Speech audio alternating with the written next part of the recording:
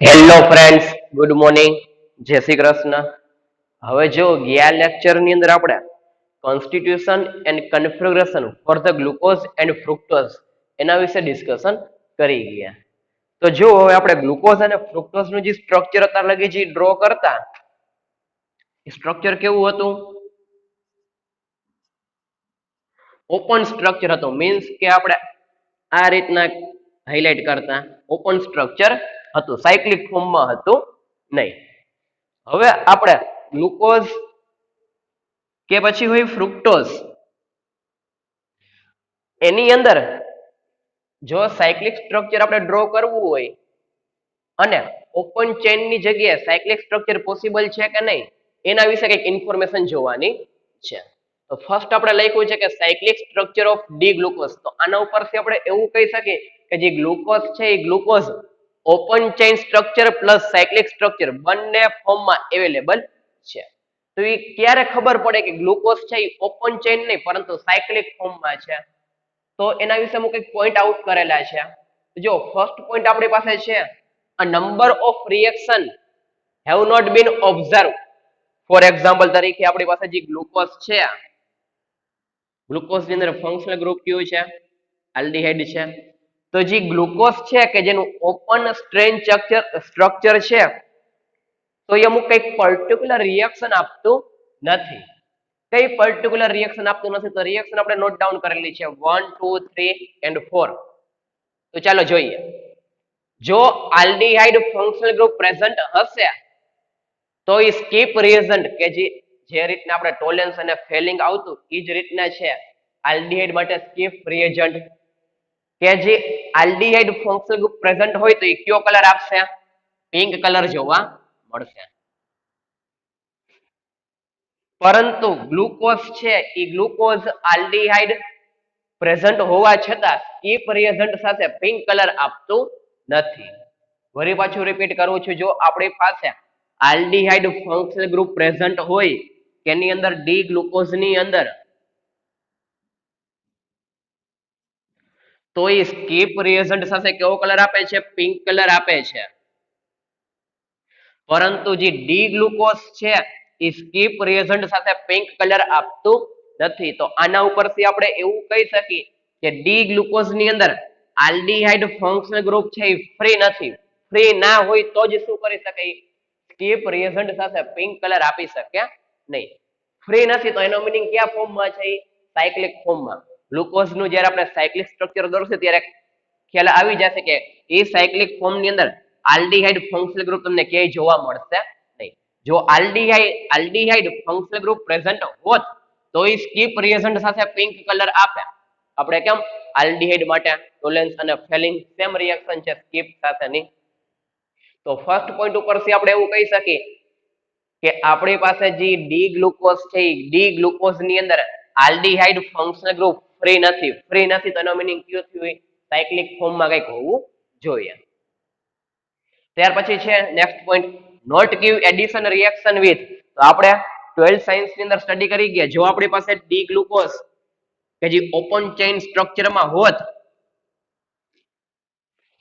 તો આપણે ખ્યાલ જ છે કે એડિશન રિએક્શન કાર્બોનિલ ગ્રુપ ની અંદર આપણે બે એડિશન રિએક્શન સ્ટડી કરી ગયા હતા,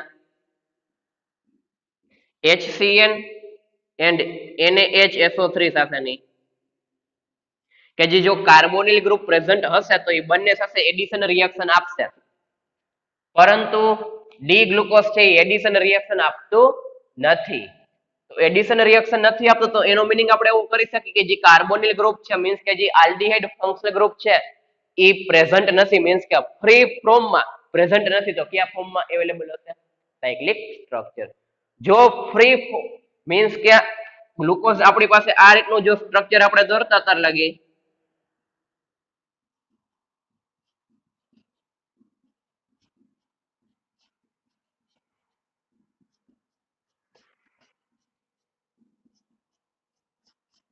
આ જે સ્ટ્રક્ચર છે એ સાયક્લિક ફોર્મમાં નથી, ઓપન ચેઇન સ્ટ્રક્ચર છે ડી ગ્લુકોઝ નું. તો આમાં જો આલ્ડીહાઇડ ગ્રુપ ફ્રી છે, અત્યારે જોઈએ તો આલ્ડીહાઇડ ગ્રુપ ફ્રી થાય છે.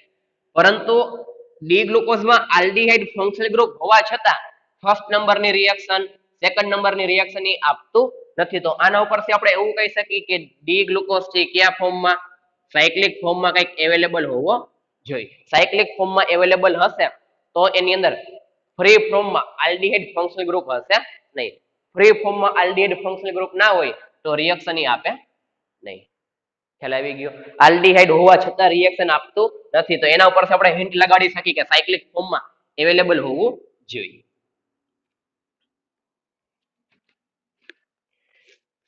ચાલો, ત્યાર પછી છે આપણી પાસે જો આલ્ડિહાઇડ, આપણે હેમી એસિટાલ અને એસિટાલ અથવા તો કીટાલ અને હેમી કીટાલ એની કંઈક રિએક્શન સ્ટડી કરી ગયા હતા. તેમાં જો આલ્ડિહાઇડ હશે તો એ 2 mole methanol in the presence of acid કેનું ફોર્મેશન કરશે? Hemi acetal and acetal. Hemi means half OCH3 એસિટાલમાં OCH3. તો જ્યારે જો આલ્ડિહાઇડ ફંક્શનલ ગ્રુપ પ્રેઝન્ટ હોય તો એ 2 મોલ મિથેનોલ સાથે રિએક્શન કરીને હેમી એસિટાલ અને એસિટાલ એઝ એ પ્રોડક્ટ તરીકે આપે છે. પરંતુ જો ડી ગ્લુકોઝ છે એ ડી ગ્લુકોઝ 1 મોલ મિથેનોલ સાથે જ્યારે રિએક્શન કરે છે, અહીંયા આપણે જો આલ્ડિહાઇડ છે 1 mole of methanol in the presence of acid કેનું ફોર્મેશન કરે છે? હેમી એસિટાલનું. ત્યાર પછી સેકન્ડ મોલનો આપણે યુઝ કરીએ છીએ. તો જો ડી ગ્લુકોઝ છે એ ડી ગ્લુકોઝની 1 મોલ મિથેનોલ સાથે in the presence of the acid, તો ફર્સ્ટ સ્ટેપ ની અંદર આપણી પાસે આ ફર્સ્ટ સ્ટેપ છે. આ ફર્સ્ટ સ્ટેપ ની અંદર આપણે 2 આઇસોમર મળે છે. ક્યાં ક્યાં? તો જો ડી ગ્લુકોઝની મિથેનોલ સાથે in the presence of the acid methyl alpha D glucoside plus methyl beta D glucoside. તો કઈ રીતના સ્ટ્રક્ચર કઈ રીતના પોસિબલ છે? તો આના પછી જ આપણે આવશે મિથાઇલ આલ્ફા ડી ગ્લુકોક્સાઇડ નું સ્ટ્રક્ચર અને મિથાઇલ બીટા ડી ગ્લુકોક્સાઇડ નું સ્ટ્રક્ચર. તો આપણે આલ્ફા અને બીટા ખ્યાલ જ છે, 12th સાયન્સ ની સ્ટડી કરી ગયા હતા. કાર્બોહાઈડ્રેટ મીન્સ કે જૈવિક અણુ બાયોમોલેક્યુલર ની અંદર, એની અંદર આપણી પાસે 2 ફોર્મ હતા આલ્ફા અને બીટા. એકમાં OH ઉપરની સાઈડ, બીજામાં OH નીચેની સાઈડ. કેની અંદર? સાયક્લિક ફોર્મ ની અંદર. તો સેમ એવું જ છે, ક્યાંક મિથાઇલ આવશે ડી ગ્લુકોઝ પ્લસ મિથેનોલ ની રિએક્શન કરી છે, તો વાસ્તવિક છે કે મિથાઇલ શબ્દનો આપણે યુઝ કરવો પડે. તો મિથાઇલ આલ્ફા ડી ગ્લુકોક્સાઇડ અને મિથાઇલ બીટા ડી ગ્લુકોક્સાઇડ, હવે આ બંનેના સ્ટ્રક્ચર કઈ રીતના પોસિબલ બને એની આપણે રિએક્શન થોડીક વાર પછી જ સ્ટડી કરશું. તો જો હવે આપણી પાસે 1 મોલ સાથે જ્યારે રિએક્શન કરી છે ત્યારે હેમી એસિટાલ મળે છે, પરંતુ જ્યારે 1 મોલ સાથે ગ્લુકોઝની રિએક્શન કરી છે ત્યારે 2 પ્રોડક્ટ મળે છે, એકની જગ્યાએ 2. આ બંને આલ્ફા અને બીટા છે. આપણી પાસે આ આલ્ફા અને બીટા મીન્સ કે મિથાઇલ આલ્ફા ડી ગ્લુકોક્સાઇડ અને મિથાઇલ બીટા ડી ગ્લુકોક્સાઇડ, આ બંને એકબીજાને કહેવાય છે આઇસોમર્સ. મીન્સ કે સ્ટ્રક્ચર આપણે જોશી એની અંદર OCH3 ગ્રુપ છે, એને કંઈક પોઝિશન ચેન્જ હશે, એકમાં અપ સાઈડ હશે, બીજામાં હશે ડાઉન સાઈડ હશે. એ સ્ટ્રક્ચર જોશે રિએક્શન ત્યારે ખ્યાલ આવી જ જશે ઓટોમેટિક આપણે. હવે બંને આઇસોમર છે, તો વાસ્તવિક છે કે આઇસોમર હોય તો એના મેલ્ટિંગ પોઈન્ટ કેવા હશે? બંનેના ડિફરન્ટ હશે. સેમ મેલ્ટિંગ પોઈન્ટ હશે નહીં. આઇસોમર છે કે જેના મેલ્ટિંગ પોઈન્ટ કેવા હશે? બંનેના આલ્ફા અને બીટા, બંનેના મેલ્ટિંગ પોઈન્ટ ડિફરન્ટ હશે. પ્લસ બીજી આપણે કઈ વસ્તુ કહી શકીએ કે આપણી પાસે જે આલ્ફા ડી ગ્લુકોક્સાઇડ અને બીટા ડી ગ્લુકોક્સાઇડ છે એના આપણે પોલારીમીટર કરીને એક પ્રેક્ટિકલ આવતો,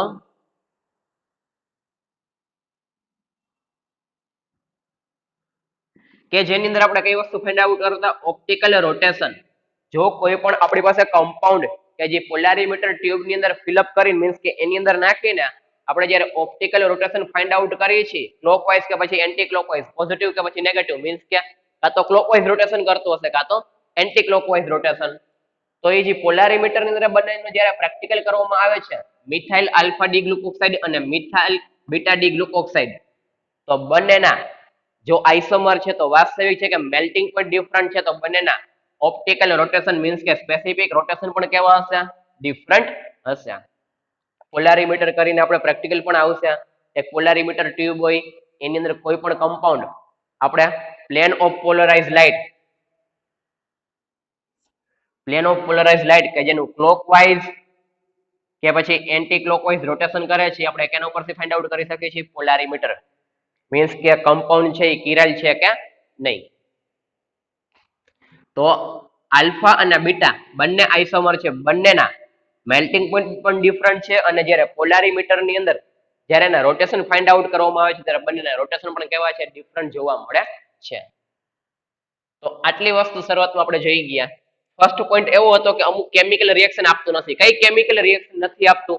આલ્ડીહાઇડ હોવા છતાં પણ નથી આપતું. તો 1 2 3 અને ત્યાર પછી ફોર્થ નંબરની કે 1 મોલ સાથે જ્યારે રિએક્શન કરી છે ત્યારે 1 મોલ પ્રોડક્ટ મળે છે મીન્સ કે હેમી એસિટાઇલ મળે છે, જ્યારે અહીંયા બે આઇસોમર મળે છે, એક આલ્ફા અને બીજું બીટા. બંનેના મેલ્ટિંગ પોઈન્ટ અને બંનેના સ્પેસિફિક રોટેશન કે જ્યારે પોલારીમીટર ઇન્સ્ટ્રુમેન્ટનો યુઝ કરીને રોટેશન ફાઇન્ડ આઉટ કરવામાં આવે છે ત્યારે બંનેના રોટેશન પણ કેવા જોવા મળે છે ડિફરન્ટ જોવા મળે છે. તો ચાલો ફર્સ્ટ આટલા પોઈન્ટ નોટ ડાઉન કરી લ્યો.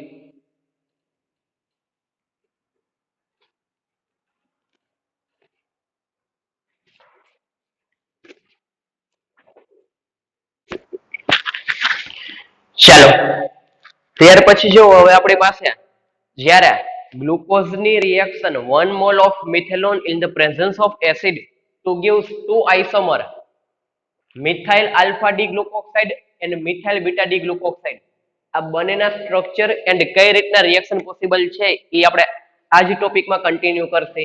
ત્યારે ખ્યાલ આવશે કે કઈ રીતના મિથાઇલ આલ્ફા ડી ગ્લુકોક્સાઇડ અને મિથાઇલ બીટા ડી ગ્લુકોક્સાઇડની રિએક્શન કઈ રીતના જોવા મળે છે અને કઈ રીતના બને છે. પરંતુ જો આપણી પાસે બંને જે આઇસોમર છે એ આઇસોમરનું ઇન ધ પ્રેઝન્સ ઓફ એન્ઝાઇમની હાજરીમાં જ્યારે હાઇડ્રોલિસિસ થાય છે ત્યારે કઈ વસ્તુ આપે છે આપણે ગ્લુકોઝ આપે છે. શું કામ? તો જો આ જે આલ્ફા ડી ગ્લુકોક્સાઇડ અને બીટા ડી ગ્લુકોક્સાઇડ છે એનું ફોર્મેશન કેમાંથી થયું છે? Glucose plus methanol. તો વાસ્તવિક છે કે જ્યારે એનું એન્ઝાઇમની હાજરીમાં હાઇડ્રોલિસિસ કરવામાં આવે છે ત્યારે વળી પાછું મૂળભૂત તો મળી છે આપણે ગ્લુકોઝ મળે છે. ત્યાર પછી જો આપણી પાસે જે ગ્લુકોઝ છે એ ગ્લુકોઝ ટુ ફોર્મમાં અવેલેબલ છે, એક આલ્ફા ગ્લુકોઝ અને બીટા ડી ગ્લુકોઝ. આપણી પાસે જે ગ્લુકોઝ છે ડી ગ્લુકોઝ એ ટુ ફોર્મમાં અવેલેબલ છે, એક આલ્ફા ડી ગ્લુકોઝ અને બીજું છે આપણી પાસે બીટા ડી ગ્લુકોઝ. વાસ્તવિક છે કે બંને એકબીજાના આઇસોમર છે તો એના melting point and specific rotation પણ કેવા હશે? ડિફરન્ટ હશે. તો કઈ રીતના ખબર પડી આપણે કે જે ગ્લુકોઝ છે એ આલ્ફા એન્ડ બીટા ટુ ફોર્મમાં અવેલેબલ છે? તો જો શું કરેલું છે, આપણી પાસે એક પોલારીમીટર પ્રેક્ટિકલ છે કે જેની અંદર આપણે ડી ગ્લુકોઝ છે એનું ક્રિસ્ટલાઇઝેશન કરે છે ડિફરન્ટ સોલ્વન્ટ. ફોર એક્ઝામ્પલ તરીકે જે ફર્સ્ટ રિએક્શન છે એમાં આપણે ઇથેનોલ ને સેકન્ડ રિએક્શન છે એમાં પેરિડીન, કે જે સોલ્વન્ટ નો યુઝ કરીને આપણે ગ્લુકોઝ નું શું કરેલું છે? ક્રિસ્ટલાઇઝેશન કરેલું છે. હવે આપણી પાસે ગ્લુકોઝ છે, બે સોલ્વન્ટ છે, એક મિથેનોલ છે અને બીજું છે ફર્સ્ટ ઇથેનોલ છે એન્ડ સેકન્ડ ક્યુ છે આપણી પાસે પેરિડીન. બંને સોલ્વન્ટ પ્લસ ગ્લુકોઝ કે જ્યારે ક્રિસ્ટલાઇઝેશન પ્રોસેસ કરવામાં આવે છે ત્યારે આપણી પાસે જે ક્રિસ્ટલ મળે છે એના વોટરની અંદર ડિઝોલ્વ કરવીને પોલારીમીટર પ્રેક્ટિકલમાં જ્યારે સ્પેસિફિક રોટેશન ફાઇન્ડ આઉટ કરવામાં આવે છે ત્યારે સ્પેસિફિક રોટેશન કેવા જોવા મળે છે? ડિફરન્ટ જોવા મળે છે. 112 ડિગ્રી એન્ડ 19 ડિગ્રી. એકનું ક્લોકવાઇઝ મીન્સ કે પોઝિટિવ 112 ડિગ્રી અને બીજાનું પોઝિટિવ 90 ડિગ્રી. તો સ્પેસિફિક રોટેશન 112 અને 19 જ્યારે ગ્લુકોઝનું crystallization process then after dissolve in water, put in polarimeter tube and observe specific rotation to give to different specific rotation. તો આનો મીનિંગ એવો કરી શકીએ કે ગ્લુકોઝ બે અલગ અલગ પ્રકારના સ્પેસિફિક રોટેશન આપતું હોવાથી ગ્લુકોઝના ટુ ફોર્મ અવેલેબલ હોવા જોઈએ. તો આપણે લખ્યું છે કે 112 ડિગ્રી આપે છે એ કયું છે? આલ્ફા ડી ગ્લુકોઝ છે અને બીજું 19 ડિગ્રી આપે છે આપણી પાસે કયું છે? બીટા ડી ગ્લુકોઝ છે. તો આપણી પાસે જ્યારે ઓપ્ટિકલ રોટેશન ફાઇન્ડ આઉટ કરવામાં આવે છે ત્યારે ઓપ્ટિકલ રોટેશન ની અંદર છે આપણે એવું કહી શકીએ કે જે ડી ગ્લુકોઝ છે ટુ ફોર્મ મીન્સ કે બે આઇસોમર જોવા મળે છે, આલ્ફા અને બીટા. પરંતુ અમુક સમય પછી વળી પાછું 112 ડિગ્રીનું 52 ડિગ્રીમાં એન 19 ડિગ્રીનું 52 ડિગ્રીમાં રૂપાંતર થયેલું જોવા મળે છે. મીન્સ કે આપણે એવું કહી શકીએ કે આપણી પાસે ડી ગ્લુકોઝ છે એ ડી ગ્લુકોઝ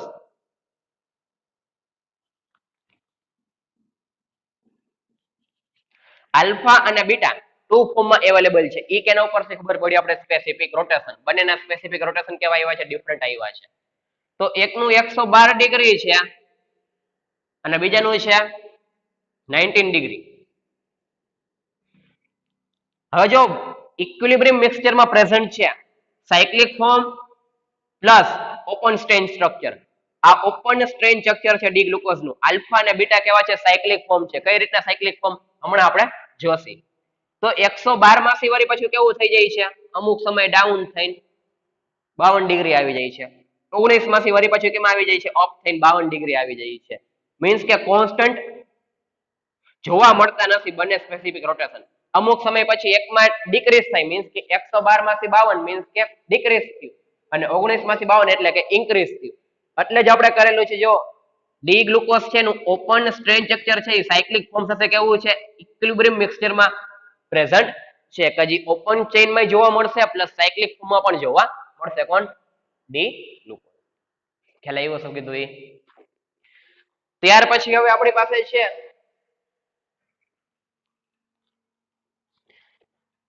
મિથાઇલ ગ્લુકોસાઇડ હતું, એની રિએક્શન આપણે કેની સાથે કરેલી છે, methyl iodide in the presence of silver oxide.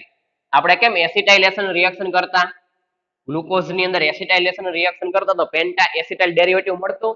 તમે મિથાઇલ ગ્લુકોસાઇડ ને મિથાઇલ આયોડાઇડ સાથે રિએક્શન કરેલી છે તો વાસ્તવિક શું મળશે, પેન્ટા મિથાઇલ ડેરિવેટિવ. તો આના ઉપરથી પેન્ટા મિથાઇલ ડેરિવેટિવ મળતું હોવાથી આપણે એવું કહી શકીએ કે જે મિથાઇલ ગ્લુકોસાઇડ પ્લસ પેન્ટા મિથાઇલ ડેરિવેટિવ્સ છે એની અંદર આલ્ડીહાઇડ જે ફંક્શનલ ગ્રુપ છે એ ફ્રી નથી. તો કયા ફોર્મમાં અવેલેબલ છે, સાયક્લિક ફોર્મમાં. સાયક્લિક ફોર્મમાં અવેલેબલ હોવાથી આલ્ડીહાઇડ જે રિએક્શન આપે છે એ રિએક્શન મિથાઇલ ગ્લુકોસાઇડ કે પછી પેન્ટા મિથાઇલ ડેરિવેટિવ બંનેમાંથી એકય આલ્ડીહાઇડ જેવી રિએક્શન આપે છે. ફોર એક્ઝામ્પલ તરીકે સ્કીપ રિએજન્ટ HCN NHSO3 સાથેની રિએક્શન, એ રિએક્શન આમાં જોવા મળશે. ત્યાર પછીનો પોઈન્ટ છે કે આપણી પાસે એક્સ-રે એનાલિસિસ દ્વારા પણ આપણે એવું પ્રૂફ કરી ગયા છીએ કે જે ગ્લુકોઝ છે એ સાયક્લિક ફોર્મમાં અવેલેબલ છે. તો ત્યાર પછીના પોઈન્ટમાં આપણી પાસે જે આઇસોમર હતા મિથાઇલ આલ્ફા ડી ગ્લુકોસાઇડ અને મિથાઇલ બીટા ડી ગ્લુકોસાઇડ, બંનેનું જ્યારે hydrolysis in the presence of enzyme to gives glucose, ફરી પાછું ગ્લુકોઝ મળી જાય છે.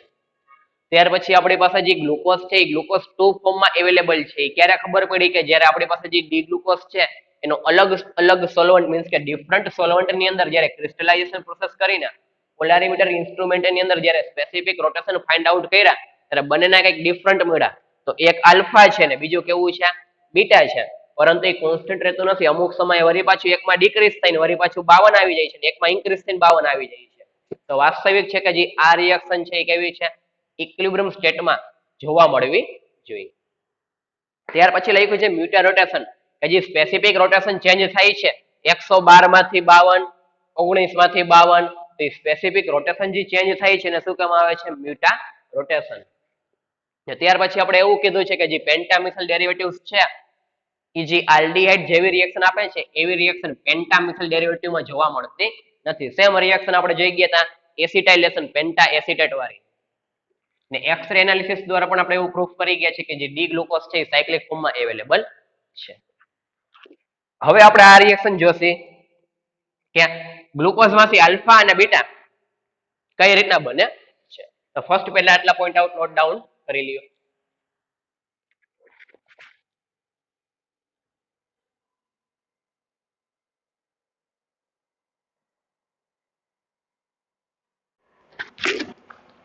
ચાલો જો હવે કઈ રીતના ઓપન સ્ટ્રેન સ્ટ્રક્ચર છે આપણી પાસે ડી ગ્લુકોઝ નું.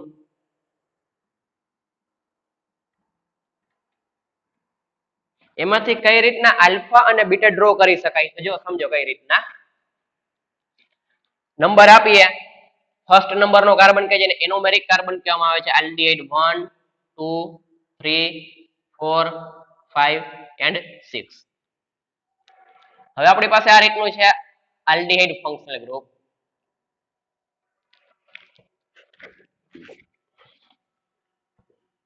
સેપરેટ કરીને દર્શાવી દઈએ બોન્ડ ને આપણે.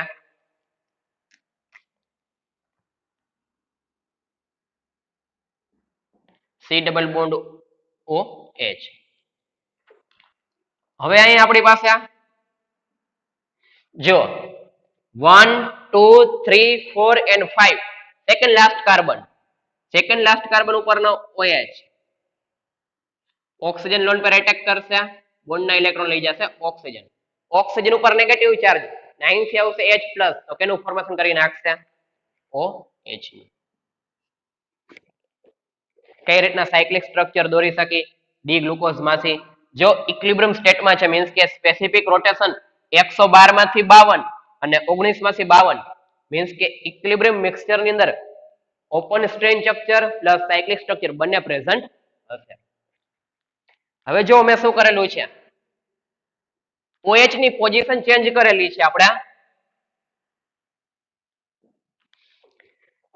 એક આલ્ફા ડી ગ્લુકોઝ અને બીજું છે બીટા ડી ગ્લુકોઝ કે જેની અંદર એકમાં OH લેફ્ટ સાઈડ છે અને બીજામાં OH ક્યાં છે રાઈટ સાઈડ એટલે કે ડાબી સાઈડ અને જમણી સાઈડ. તો OH ની પોઝિશન ને ધ્યાનમાં રાખીને આપણે ગ્લુકોઝ છે ને alpha D glucose and beta D glucose. હવે આ શબ્દ લખેલો છે પાયરેનોઝ. તો સેકન્ડ ટોપિક આવશે આપણે કે સાયક્લિક સ્ટ્રક્ચર છે આ ગ્લુકોઝ નું એની અંદર કયા પ્રકારની રિંગ પ્રેઝન્ટ છે? આપણી પાસે બે પ્રકારની સાયક્લિક રિંગ જોવા મળશે.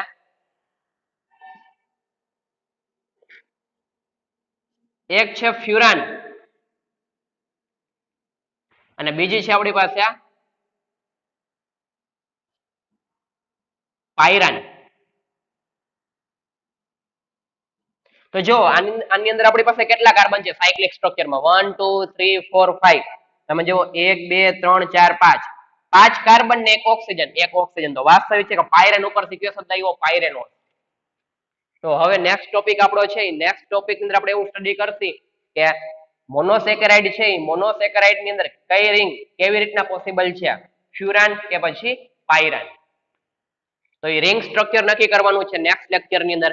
આમાં તો ઓનલી ફોર 5 કાર્બન અને એક ઓક્સિજન એના ઉપરથી શબ્દ આવ્યો પાયરેન ઉપરથી પાયરેનો સાયક્લિક ફોર્મમાં છે. આપણે કેવું છે સાયક્લિક ફોર્મમાં. ખ્યાલ આવી ગયો? તો alpha D glucose pyranose and beta D glucose pyranose કે જેની અંદર ડી ગ્લુકોઝ છે એક આલ્ફા છે ને બીજું છે બીટા. એકમાં OH લેફ્ટ સાઈડ છે ને બીજામાં કે છે OH રાઈટ સાઈડ. બસ ડિફરન્ટ ખાલી કેટલાનો છે OH નો. હવે જો આની અંદર આપણી પાસે જે સાયક્લિક ફોર્મ છે એ સાયક્લિક ફોર્મ ની અંદર કઈ વસ્તુ ફ્રી નથી? આ જો એનોમેરિક કાર્બન ઉપર જો અહીંયા આલ્ડીહાઇડ છે આપણી પાસે, અહીંયા આલ્ડીહાઇડ ગ્રુપ પ્રેઝન્ટ છે CHO. આમાં કે આમાં આલ્ડીહાઇડ ગ્રુપ ફ્રી જોવા મળતું નથી. તો કહી શકીએ આપણે પહેલા નંબરનો કાર્બન આપણી પાસે જે પહેલા નંબરનો કાર્બન અને પાંચમા નંબરનો કાર્બન C1 and C5 આ બંને વચ્ચે કેનું ફોર્મેશન થાય છે? સાયક્લિક રિંગ નું ફોર્મેશન થાય છે. C1 and C5 એનોમેરિક કાર્બન અને સેકન્ડ લાસ્ટ કાર્બન આ બંને વચ્ચે સાયક્લિક રિંગ નું ફોર્મેશન થાય છે. સાયક્લિક રિંગમાં 5 કાર્બન એક ઓક્સિજન હોવાથી એને શું કહે પાયરેન. એના ઉપરથી કયો શબ્દ આવ્યો પાયરેનોઝ. OH લેફ્ટ સાઈડ ને બીજામાં છે OH રાઈટ સાઈડ. એના ઉપરથી alpha D glucose and beta D glucose. તો જો આમાં ફ્રી આલ્ડીહાઇડ ગ્રુપ પ્રેઝન્ટ છે જ્યારે બંને ફોર્મ છે આલ્ફા અને બીટા એની અંદર એનોમેરિક કાર્બન છે એ એનોમેરિક કાર્બન ઉપર CHO ગ્રુપ ક્યાંય જોવા મળતું નથી. એટલા માટે આપણે કહેતા હતા કે આલ્ડીહાઇડ ગ્રુપ પ્રેઝન્ટ હોવા છતાં ડી ગ્લુકોઝ છે એ અમુક રિએક્શન કેમિકલ રિએક્શન આપતું નથી. શરૂઆતમાં જોઈ ગયા હતા સ્કીપ બેઝ સાથેની મીન્સ કે સ્કીપ રિએજન્ટ સાથેની, ત્યાર પછી એડિશન રિએક્શન ઈ છે આલ્ફા ડી ગ્લુકોઝ અને બીટા ડી ગ્લુકોઝ માં જોવા મળતી નથી. તો એના શું કામ નથી જોવા મળતું? તો આપણા પાસે રીઝન છે જ અહીંયા. કઈ વસ્તુ ફ્રી નથી? આલ્ડીહાઇડ ગ્રુપ ફ્રી નથી. સેમ ટુ સેમ અહીંયા આલ્ફા અને બીટા ફોર્મ છે એમાં આલ્ડીહાઇડ ગ્રુપ ફ્રી નથી. એટલા માટે અમુક કેમિકલ રિએક્શન ડી ગ્લુકોઝ આપતું નથી.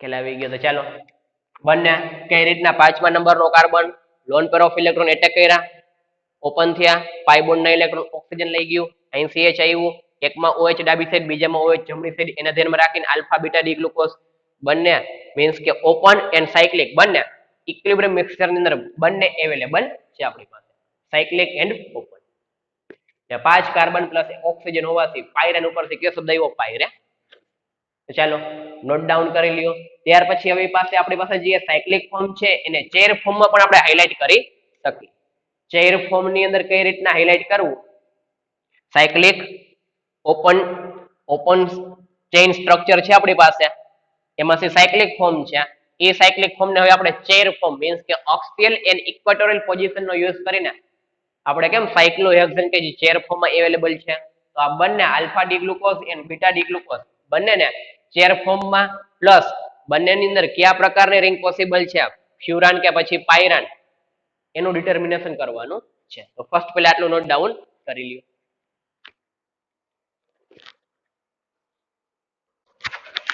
ચાલો હવે જો આપણી પાસે આલ્ફા ડી ગ્લુકોઝ પાયરેનોઝ અને બીટા ડી ગ્લુકોઝ પાયરેનોઝ બંને સ્ટ્રક્ચર છે હવે ને ચેર ફોર્મમાં કઈ રીતના હાઇલાઇટ કરી તો જો પહેલા કાર્બનની સંખ્યા 1 2 3 4 5 5 કાર્બન છે 1 2 3 4 5 ઓક્સિજન છે સાયક્લિક રિંગમાં તો આપણી પાસે સાયક્લિક રિંગ દોરી નાખી હવે ખ્યાલ જ છે કે આપણી પાસે બે પ્રકારની પોઝિશન છે સાયક્લિક રિંગમાં સ્ટ્રેટ છે એ ઓક્સિયલ છે ને બીજી કઈ છે ઇક્વાટોરિયલ ઓક્સિયલ ઇક્વાટોરિયલ ઓક્સિયલ ઇક્વાટોરિયલ ઓક્સિયલ ઇક્વાટોરિયલ ઓક્સિયલ ઇક્વાટોરિયલ ઓક્સિયલ ઇક્વાટોરિયલ ચાલો હવે કઈ રીતના ગ્રુપ મૂકી શકશો તો જો આને બેન્ડ વારી દો આલ્ફા ડી ગ્લુકોઝ પાયરેનોઝ ને બેન્ડ વારી દે તો H કી આવશે ઉપર આવશે તો H ને ઉપર મૂકો OH ને ક્યાં મૂકો નીચે અને આ રીતના ધક્કો મારી દો આમ ધક્કો મારી આપણે તો H ઉપર આવે OH કી આવે નીચે આવે હવે H કી આવશે ઉપર આવશે OH કી આવશે નીચે આવશે OH કી ઉપર આવશે H કી નીચે આવશે H ઉપર આવશે OH કી આવશે નીચે આવશે હવે આને રોટેશન અપાવી દેવાનું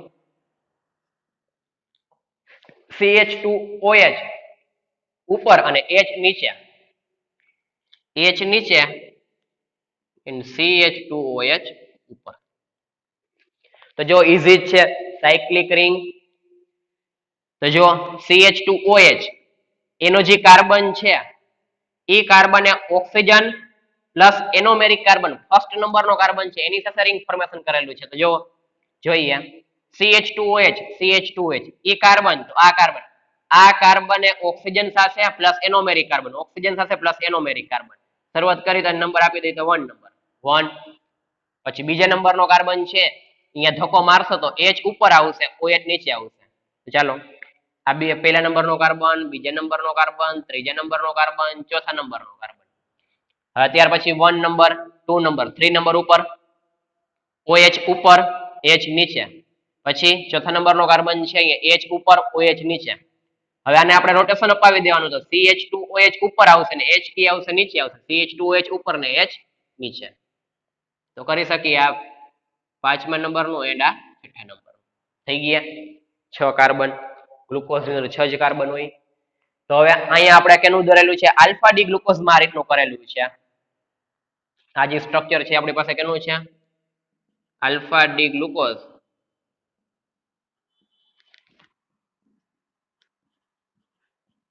પાયરેનોઝ નું સ્ટ્રક્ચર છે હવે બીટા ડી ગ્લુકોઝ પાયરેનોઝ નું સેમ ટુ સેમ આને આ રીતના બેન્ડ વારી દો બેન્ડ વારી દેશો તો જ્યાં OH ઉપર આવતો અહીંયા ઉપર મૂકવાનો અને H નીચે આવતો અહીંયા H ને નીચે મૂકવાનો લાસ્ટમાં તો બંનેમાં સેમ જ કરવાનું છે CH2OH ઉપર અને H નીચે તો એકમાં OH નીચેની સાઈડ આવશે જ્યારે બીજામાં OH ક્યાં આવશે ઉપરની સાઈડ તો મેં આલ્ફા ડી ગ્લુકોઝ પાયરેનોઝ નું ચેર ફોર્મ દોરી દીધું છે બીટા ડી ગ્લુકોઝ પાયરેનોઝ નું તમારે હોમવર્કમાં કરવાનું છે સેમ ટુ સેમ બેન્ડ વારી દો જે ઉપર આવતો હોય ઉપર લખો જે નીચે આવતું હોય નીચે લખો મીન્સ કે ઓક્સિલ અને ઇક્વાટોરિયલ પોઝિશન ખ્યાલ આવી ગયો તો આજે હવે આપણે અહીંયા લગી રાખીએ નેક્સ્ટ લેક્ચર ની અંદર સાયક્લિક રિંગ ફ્યુરાન અને પાયરાન આ બંને વસ્તુ કઈક ડિટર્મિનેશન કરવાની છે મોનોસેકેરાઇડ ની અંદર